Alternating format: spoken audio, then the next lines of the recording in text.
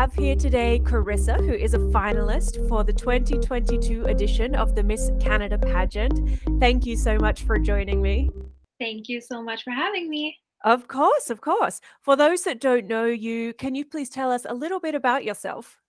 Yeah, so my name is Karyssa Chininea. I am 25 years old. I go to Ryerson for languages and intercultural relations. So I really love learning foreign languages, being able to communicate with other cultures, being able to interact with people from around the world, and as well as I have a minor in global politics and development. So that is a very big passion of mine. Amazing, amazing. And obviously, we're here to talk about Miss Canada and the pageant. So, Yes, congratulations for being selected for the thank you. final. You must be so excited. I am so excited, but also so nervous. It's my first pageant, so I'm freaking out. I'm sure you'll do fine. So your very first pageant, how Yes. did you feel when you received the email to say that you'd made it to the final? So I actually am very impulsive when it comes to my decisions. So I decided to apply like I want to say at 2 o'clock in the morning one night. And I was like, let's just go for it. What do I have to lose? It's And time. then yeah, I was like, let's do it. I was like, if I don't accept it, if I don't get accepted, I don't get accepted. But I did it, and then I got the email, and I actually didn't tell anyone until that I even wanted to do pageants until I actually got accepted. And then I was like, hey guys, guess what? And I was like freaking out, and I was like so shocked and so excited. That's awesome. That's awesome. So what inspired you to be involved and to apply for Miss Canada? So I actually met a friend recently who she is in pageants, and I saw how much help that she can do and what a kind of platform she had based on her titles, based on her participation in pageants. And I was kind of stuck in a rut of kind of okay, like I'm in my later years of university. I'm not really getting any more opportunities than I already have, which is fine, but I would also Mhm. love to meet more people, get more opportunities, broaden my horizons. So I definitely thought that this would be an amazing opportunity to meet wonderful people and to kind of connect. Sounds like you have a good amount of drive. I like to Yes. say opportunity passes. So when you see something that looks good, it's time to go for And it. like you said, I'm impulsive. I will take any like chance I can get. As you mentioned, a lot of people that are involved with pageants have a platform or a Yeah. particular cause that's close to their heart. Is there something that you will be promoting through the pageant? Yes, I actually have a couple just because they are so close to my heart. So I Mhm. actually I volunteer with this nonprofit from based in Montreal named Lives for Literacy. So we really advocate for the equality of education throughout the world and really fight for literacy among the youth from ages high school age until age 30. You can volunteer and definitely help your peers from around the world. Mhm. Like I said, I have a big passion for foreign languages and multiculturalism. So I'm actually the event director, which I get the privilege to host language workshops such as Italian workshops, Spanish Mhm. 101, French 101, and I get to interact with people from around the world. So I really love that. And then, as well as one of the charities really close to my heart is the Crohn's and Colitis Foundation. So, when I was 13, I got diagnosed with ulcerative colitis, and I was actually dealing with that for about 9 years. And then I went through a series of surgeries and operations, and then I finally got back to normal. But I am still dealing with the kind of psychological effects of having a disease such as so serious as that. Yeah. So I definitely want to be a spokesperson for them and kind of, but especially when I was in that position of being the sick one, I didn't always look at the positive side, and I didn't always think optimistically. Like I just didn't think there was a future for me. So even me having this opportunity as to represent someone at Miss Canada is amazing. Yeah, it's very inspiring. Well done. Thank you. So, what are your plans for promoting these platforms through the pageant? What are you hoping to achieve by promoting them, I should say? I really wish to raise awareness kind of more in depth. For Lives for Literacy, I want more accessibility.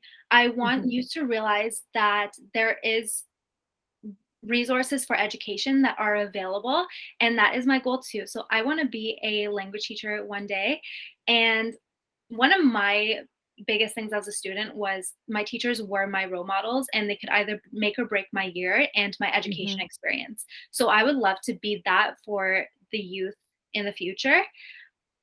That being said, I'm not at that stage yet, but I do still want to have that effect. So I would love to be able to continue hosting events and hosting like online workshops to kind of give people that opportunity that they might not have had before. So I do this completely for free, but I know there's not a lot of opportunities to learn languages for free, unfortunately. Yeah. And bilingualism is such an asset, especially here in Canada, and not Mhm. everybody has that opportunity. Even for me, I'm so fortunate to have had the resources and money to have gotten access to French, Spanish, Italian classes, but not everyone does. So I really want to give those people that chance because everyone deserves a chance at the same education and same opportunities.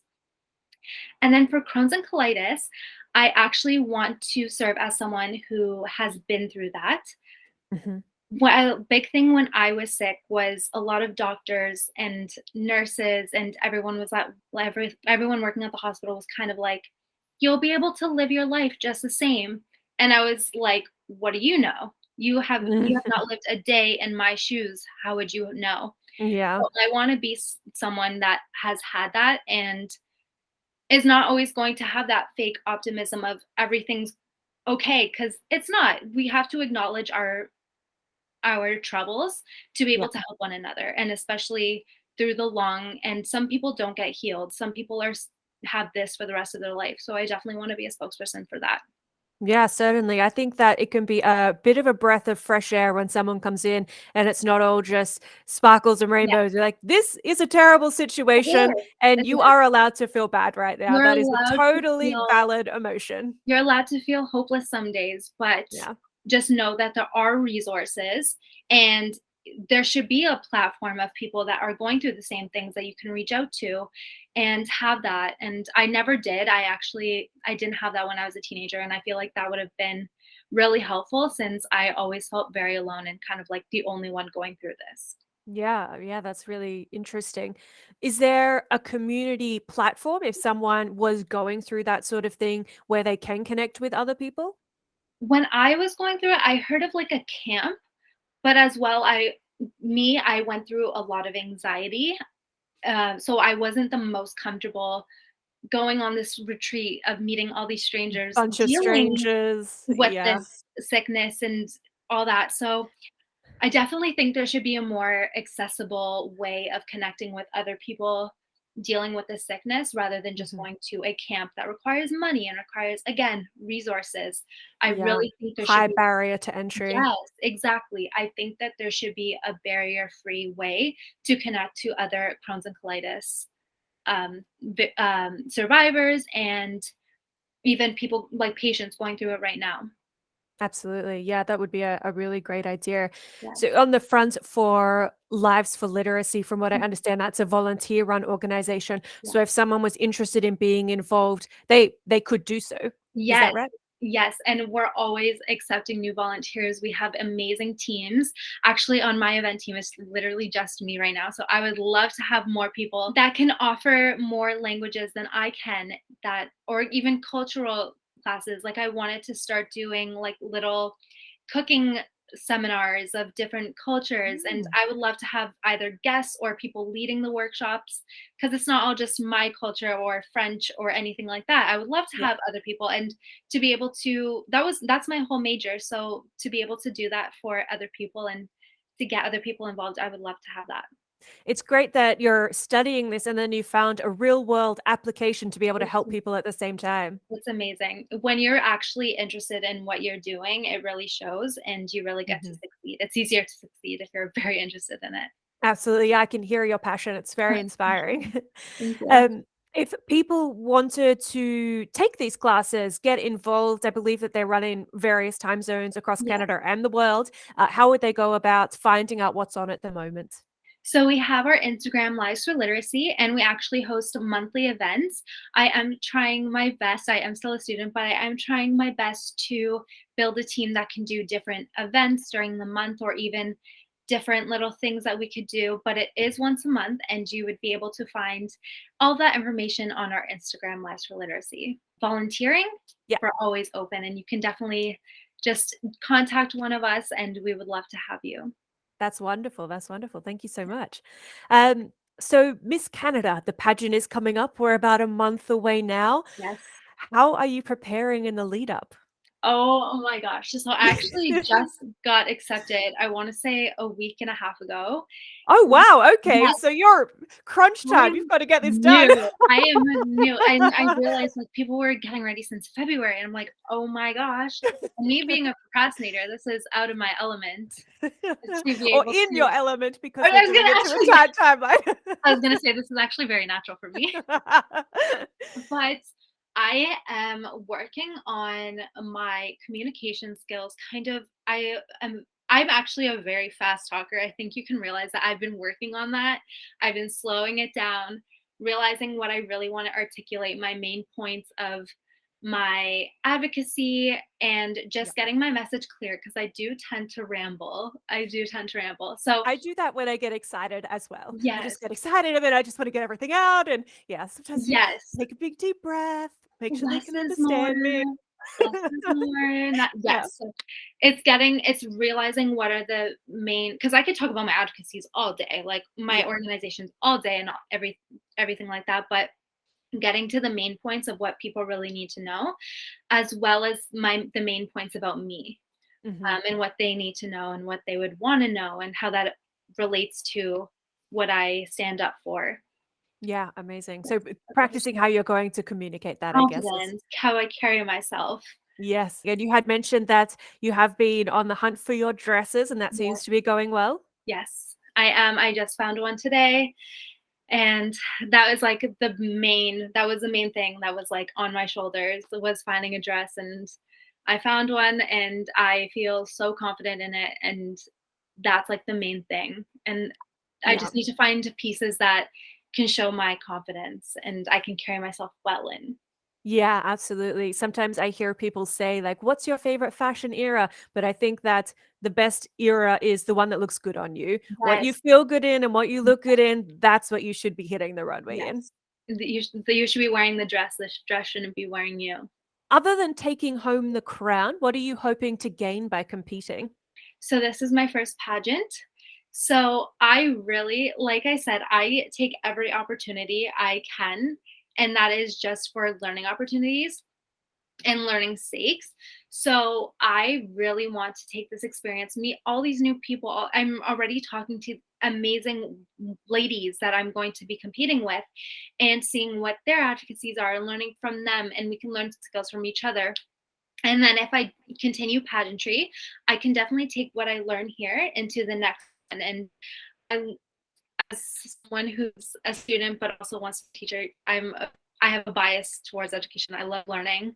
I love continuously learning, and yeah, that's a big thing about this first pageant in Miss Canada. I really want to learn from this experience. Yes. I have also not been in a pageant before, so I Oh cannot my shed much gosh. more light on the process. But Yes. from the groups that we have online and whatnot, I think I certainly get the vibe that it's not like every person for themselves. No. Everyone has these amazing platforms and amazing things that they're trying to spread word about, but doing it very collectively, which is very nice. It feels like a community sort of I vibe. love I was saying that I love community settings. So I think that's a big reason why I didn't enter pageants at first. I was like, no, like this wouldn't help at all. I think it would be a really like horrible environment, but all I'm getting is welcoming and actual community in within. So I'm super excited. Amazing. Same. Yeah, very, very excited.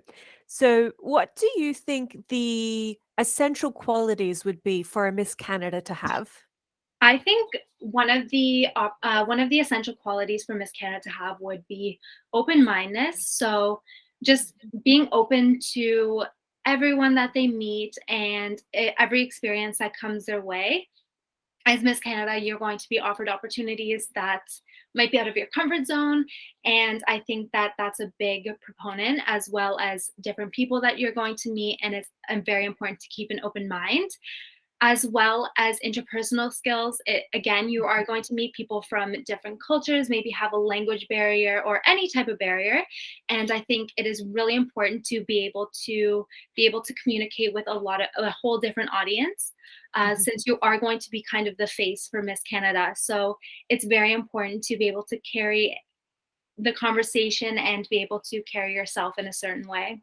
Yeah, absolutely. For anyone that is watching this, has heard you speak and is inspired to enter a pageant themselves, Yes. what would you recommend to them? I would say do it. I know you're going to hear probably every contestant that you're interviewing say that, but don't let kind of fear of failure hold you back, or what if, like, kind of overthinking, because that's my biggest fear is, Mhm. or my biggest barrier is overthinking. Don't let it hold you back. There's absolutely nothing to lose. If anything, you're going to gain lifelong connections and an amazing learning experience. So don't hold back and go for it, girl. Beautiful. I love it.